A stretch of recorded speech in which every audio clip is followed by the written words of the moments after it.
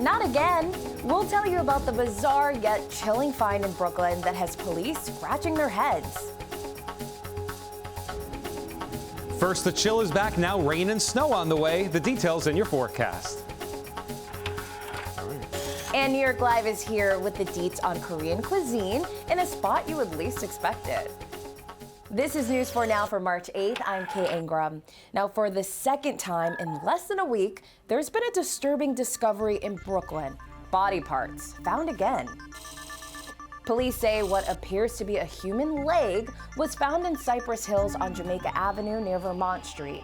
It was found Monday afternoon inside a bag left next to a car. Last Thursday, a woman's torso was found in a shopping cart in East New York. A man is being questioned in that case. The victim, a 68-year-old woman who was living in an LGBTQ shelter before her death. It's not clear if there's any connection at this time. Now, this next one could affect your commute. A busy New Jersey transit line is shut down indefinitely after Monday's storms caused some pretty major track damage. NJ Transit says trains are not running on the Morris and Essex and Gladstone branches until further notice because of extensive damage in Maplewood. Crews are repairing critical overhead wires, which hopefully happens fast because these lines serve tens of thousands of riders every day. Oh, it was brutal. I thought a tree was going to come down on us. It was pretty frightful. The winds were tremendous, so I'm not surprised that this happened. It was really windy, but didn't really hear too much. But yeah, hopefully it's not too bad. We're told those repairs will take a while to complete. It's still unclear how long. Tickets are being cross-honored on the Hudson Valley and Montclair-Boonton lines. Also new, Long Island's Green Acres Mall is back open after a shooting inside a famous footwear store. The mall in Valley Stream went into lockdown around 4:30 Monday. Nassau police say a man was shot in the leg after arguing with two other people. He's in serious condition but is expected to survive. We're told the victim and the suspects knew each other. There's no word yet of an arrest. And now it's time for a warning for hikers in Connecticut. Several people are reporting that a black bear has been following them at Sleeping Giant State Park. It happened on the Orange Trail and Red Square Trail in Hamden on Friday at different times of the afternoon. The Sleeping Giant Park Association is warning people to be aware of their surroundings when hiking and to always keep dogs on a leash. Hikers there say they're worried. I feel like I would be kind of scared to go on the trail and maybe see a bear. I wouldn't know how to react. I've never seen a bear in real life outside of a zoo, so I'm not sure how I'd react because I'm scared to bring my dogs outside when I see deer. So yeah, I won't bring the dog here anymore. Anyone who sees a bear is asked to report it to Connecticut's Deep Wildlife Division. Up next, a giant spider that's native to East Asia could soon be making its way to our area. The Joro spider has colorful red, yellow, and blue markings and can measure 3 inches wide. They've been seen throughout Georgia since 2021, but now researchers expect them to spread to much of the East Coast because they appear to be suited to survive in colder temperatures. Fortunately for us, experts say the spiders are relatively harmless to people and pets. Ugh. Now, if those last two stories have you wanting to be literally anywhere but outdoors, you can once again go skiing indoors in New Jersey. Big Snow American Dream will reopen Memorial Day weekend. It calls itself North America's first and only indoor real snow year-round ski resort. It's located right off of Route 3 near MetLife Stadium. Also new, a local hotel is offering Power Nap memberships for tired New Yorkers. You can sign up through the Walker Hotel in the West Village and Tribeca. Every Monday through Thursday this month, you can rest your sleepy eyes between noon and 4 p.m.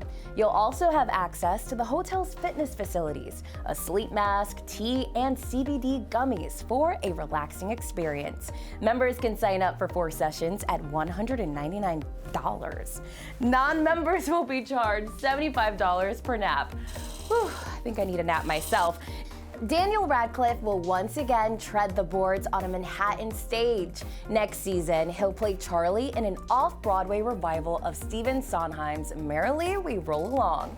This beloved musical will run during the 2022-23 season at the New York Theater Workshop. So, all of you Potter fans hoping to see Radcliffe will have to wait for more details.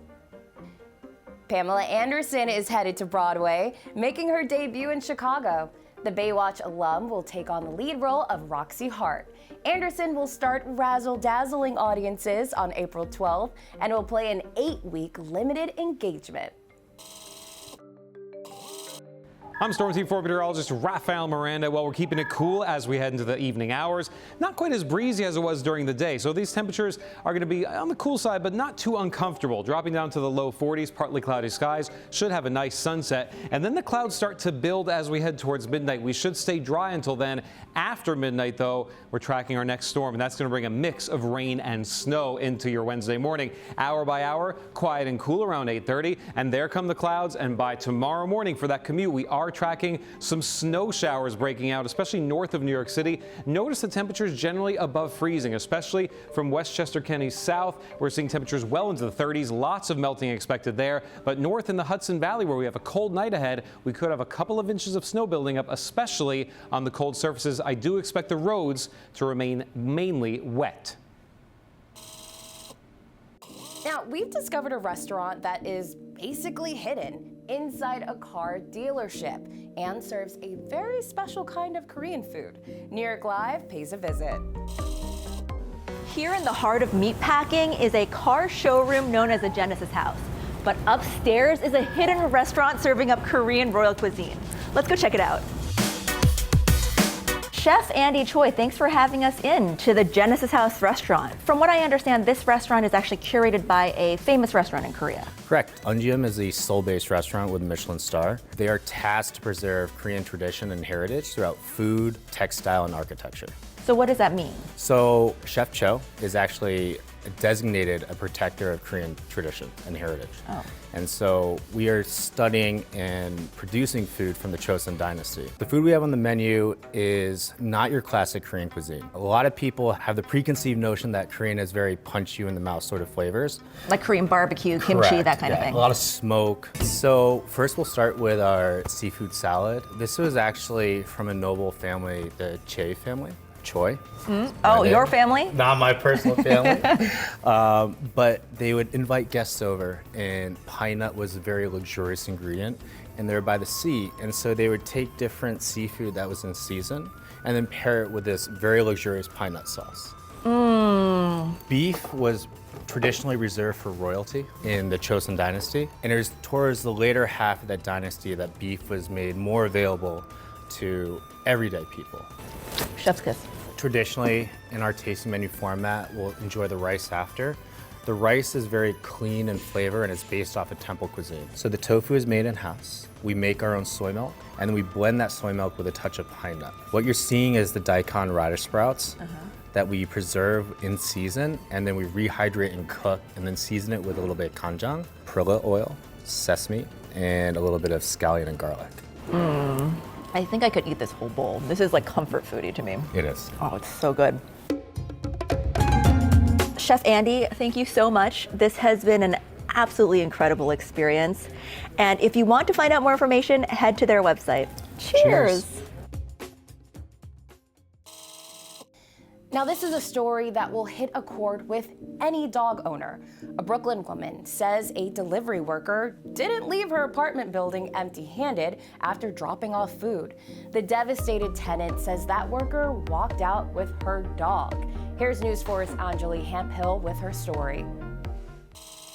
I know she's scared and, she's all alone. Melanie Polanco still reeling, saying that her pizza delivery man turned out to be a dog napper and the heartless crime captured on surveillance video. I looked at the camera footage and clear as day, he took Ella. Polanco says it was Saturday night. Her Uber Eats driver had just arrived and her dogs, including 6-month-old cockapoo Ella, ran to the door and started barking. I blocked the door with my foot so she's gonna escape. I'm like, Ella, don't go. So Michael, the Uber driver, delivery man, he knew that she was my dog. But despite her efforts, Ella did escape. And what happened next, she says, was caught on camera. Polanco says the same man who dropped off her food is seen getting onto the elevator holding Ella in his arms. We've blurred his face because police have not confirmed he's a suspect in this case.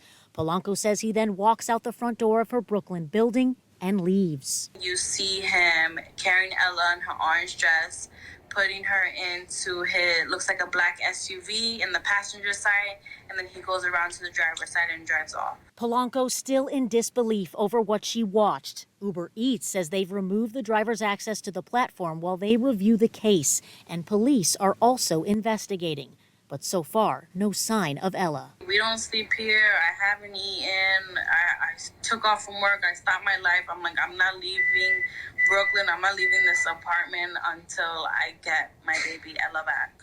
After this, I don't want to deal with Uber. Like, I'm traumatized. I'll cook my own food, no problem. Anjali Hemphill, News 4, New York. All right, friends, thanks for joining us. We'll see you tomorrow.